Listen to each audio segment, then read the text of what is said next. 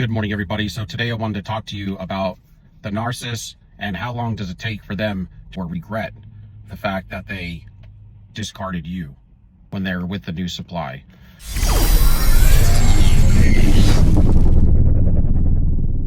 So in regards to the narcissist during devalue discard with you as the primary source, they don't ever think that because you're away from the narcissist that you're not still at the center of the fuel matrix. You are.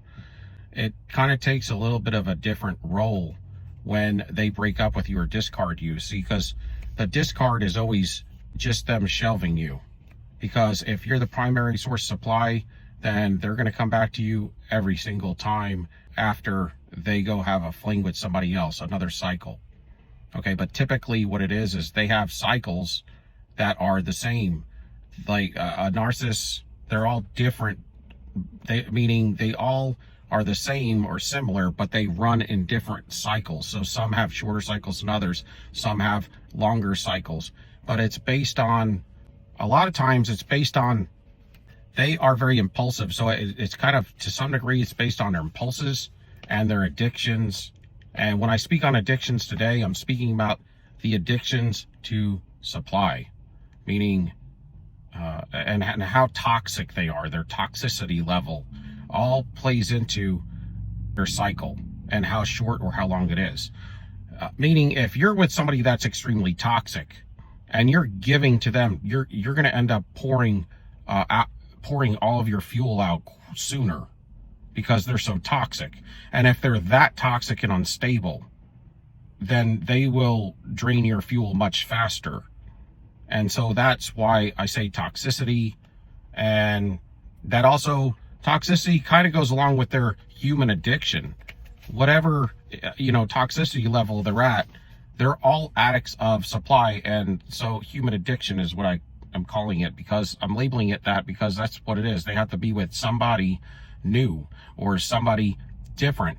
They have to cheat on you and dupe you. They also have the impulsivity of a toddler. So when it comes to somebody that they want to have sex with or do something with or change things up that's not appropriate to their love partner or you as their primary care, they don't care, or primary care provider.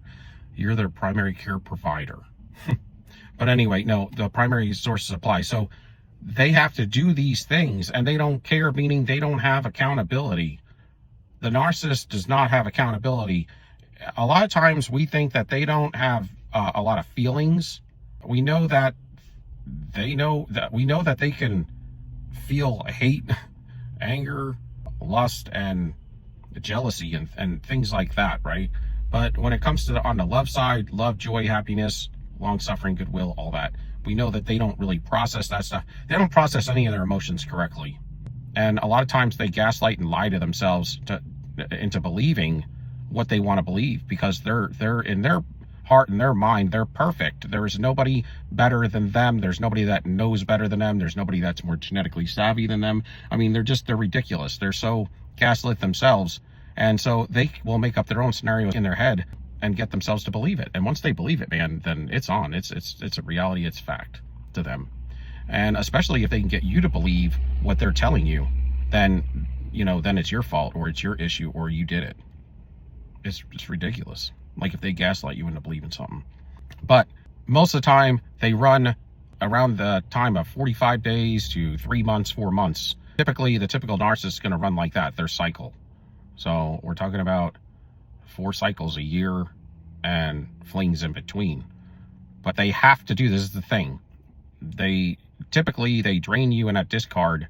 You are so wore out that, I don't know for y'all, but for me, the first 30 days, I didn't mind it at all that we were broke up. I just would ruminate on the fact of what the heck were they doing, because I knew that if they're not in your eyesight, they're doing something stupid.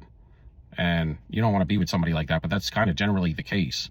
But they do feel, these feelings do hit them, is my point. Maybe they process them differently, but that's why they live in shame and fear and anxiety, depression. They're always feeling like somebody's going to sabotage them. And that's all because those emotions are hitting them. They don't just go away. They are hitting them, but they process them differently. And mainly, the idea is they convince themselves that they don't have to be accountable, okay? And that was my point on that. But shortly after, it's usually within just a week or so, they realize that they regret leaving you if you're the primary source. But the problem is in their pathology, they have to do it. There's no other way. That's why when you see your narcissist and you compare them to mine or somebody else's narcissist, they're very similar. It's because the pathology states to them, their inner self tells them that's what they have to do.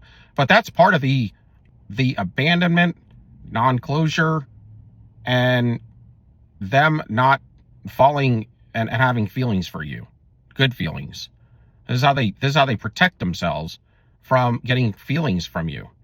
Is they break up with you around the time that feelings would actually set in for a typical individual, for them to fall in love or to fall for them or have feelings for them in a good way.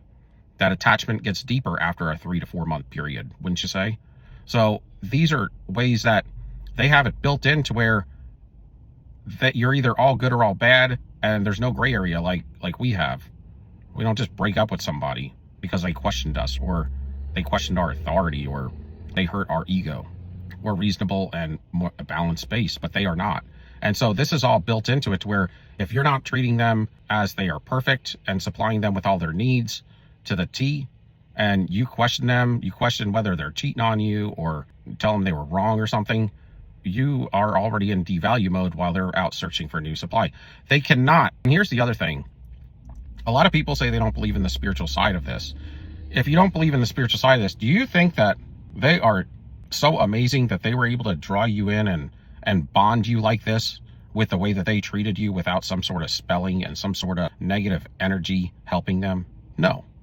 The other thing is the way the pathology is built, it's built completely on hatred and destruction to good people. Always.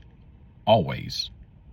And that would tell you, and then when they can shut it off and turn it back on based on if they're in and amongst people of authority, like management or police department, or, you know, people that they have to respect based on law, they can fix it all of a sudden. So that tells you that they have the ability to change, or at least they know what they're doing. They know what they're doing. A lot of times they may be unaware, but when you're injuring and devastating, destroying people day after day after day, you know what you're doing. A lot of times they may not be in complete control, though, as far as something in the driver's seat pursuing them to chase after these addictions that they have. But they know it pretty much right away. And that's why a lot of times you will start getting hoovered within 4 to 6 weeks if you just go quiet of them with the new supply. Because the new supply is always a downgrade supply from the primary source of supply. But they, like I said, they have to leave you after a period of time, a short period of time. And then they definitely want to come back, and they don't want to lose you. So that's why they start hoovering you already. I mean, they actually, when they get out there and they get their needs supplied by the new supply, they usually find out that it wasn't as good as they thought it was going to be. And then they start ruminating on how they're going to, and factoring in how they're going to get you back. But they don't ever factor in how they need to be accountable. Because if you're perfect all the time, then you don't need to be accountable. I mean, your accountability is that you're always perfect. And they're not, but that's what they believe. And then this is where consent comes in. So listen, so they're not accountable. And if you ever judge them or question them or step to them or give pushback, then it causes a narcissist injury in them, and they'll just walk away. And that shows you that they don't value the relationship. But when they do leave you, okay, so let's talk about energy, so your fuel. So each and every time they come in, they know, or they believe that they can, if they're around you long enough, that they can learn your traits and learn to operate the way you do, because that's why they envy you. That's why they come to people that they envy when it comes to primary sources. Now, the secondary, tertiary, not always the case. Those could be just flings to supply their needs, right? Because that's what it's all about. It's about them getting their needs supplied, and they're insatiable. But in the case of energy, so and fuel, and your character is what they love, your character traits, your mannerisms, and all of that. So they come in, and because they have no foresight, they always think that they can learn these and then learn to abuse others with your traits. I mean, this is really how it is. This is textbook. But what happens is they often learn right away or shortly thereafter, after a couple weeks, that they cannot possess these traits. And as you go into devalue mode, part of it is because they realize this again and again, that they cannot possess these. So now they have to control you so they can siphon and copy that fuel. They siphon the fuel, and then they're able to hawk out your personality as them. And they try to switch it with you. They transmute everything. That's why you can never love a narcissist, because they transmute, meaning they change your fuel, your good fuel, into hatred. They like the admiration, adoration, but more than that, they love the fuel that comes from hate. Like if you're angry with them, if you're hurt, they prefer the negative energy over the positive energy, because that they don't have to transmute as much. That's already transmuted for them. They could just enjoy it because they're built on negativity.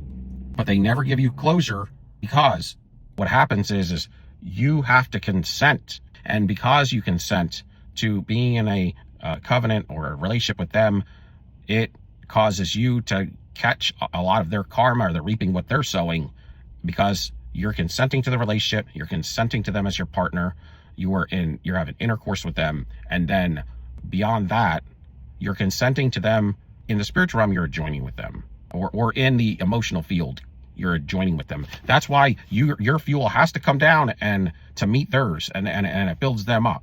It's like they're down here and you're here, so you're going to meet in the middle, and then they're going to do all that they can in devalue mode to get on top of you and to suck. At the end, they usually devalue and degrade you so bad right before they leave you, and that is to springboard them up to here and you down here as they go out to get new supply, so they have the fuel in the meantime in their survival with them not having you. Also know that they need you to regenerate, and if they're always with you, that you'll get dry at some point. You'll run out of fuel, and you'll start giving them a narcissist injury, whether you like it or not, because you're going to get tired of it.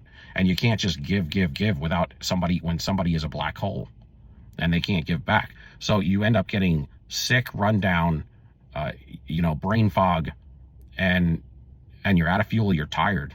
You get tired. They tire you out. The narcissist wears the super empath out, or the unawoke empath out. So they have to let you refuel, re-up, so to speak, and they know you can regenerate quickly. So when they go out, they get that new supply, but then they also have to get several others within that cycle sometimes, because they don't have what you have and they can't handle it. And the narcissist doesn't trust them, and they're rightfully so, because they're untrustworthy most of the time, because they're not the primary source supply. So they may have to get with several people to fill in the gaps for the cycle they did with you. So they do a cycle with you for 3 to 4 months, but the cycle with the secondary, tertiary supply, or whatever they have to jump to, sometimes it's a new supply. But generally speaking, they're on the narcissist vibration, or they're narcissists themselves, or narcissistic. So they're toxic as well. So they're not going to last very long with the narcissist, or they're not going to want to last very long with the narcissist. They're going to have beef real quick, and they're going to break up, or they're not going to fuel the narcissist like you did. So in the meantime, they still have to go through a cycle, and so they're going to be doing a lot of cheating even on that new supply. Even though they cheat on you, but before, when they were cheating on you, they cheat on everybody. But in the case of them cheating on you, they're just insatiable. So there's different reasons why they cheat, though. Some's out of survival and for them to get fuel, and they can't get it from just one because they don't supply enough. So they have to do a lot of sleeping around and stuff like that. But when it comes to the primary supply, they will sleep around on them.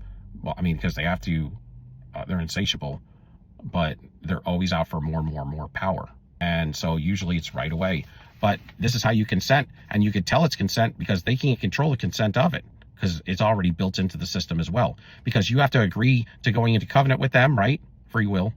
And then because you went into it, covenant with them, and you're giving them your fuel, and you're having intercourse with them, stuff like that, you come into a bond with them.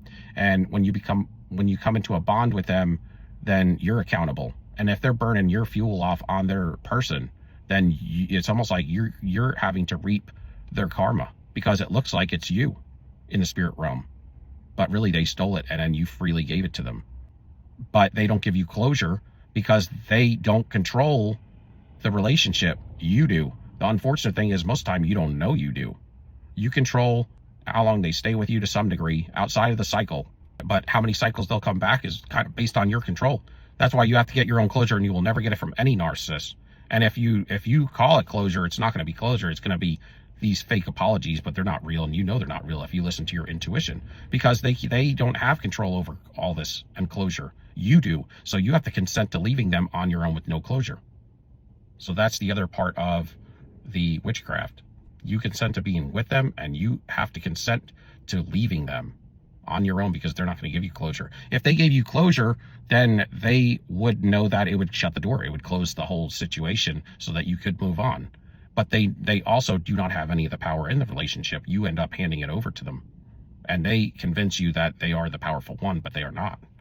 You're the one with all the power, and the one that possesses all the fuel is the one with all the power, and that's you. You're the power grid. You're the supply. You're the power supply. You are the generator in this fuel matrix. So it's a trap. It's a trap, and a lot of times when they convince you and gaslight you and manipulate you into believing that it's your fault, or you did something, or they didn't do what you thought they did because they gaslight you into believing it. Now, once they get you to believe that it's your fault or they didn't do it, then you accept it. And again, you consented to accepting something you didn't do. And now they claim that you own it now. You caused it. And that's another part of the witchcraft. So if you guys give me a like, hit that like button, y'all. And I appreciate y'all. Love y'all. Till next time. Sold you up. Peace. We out.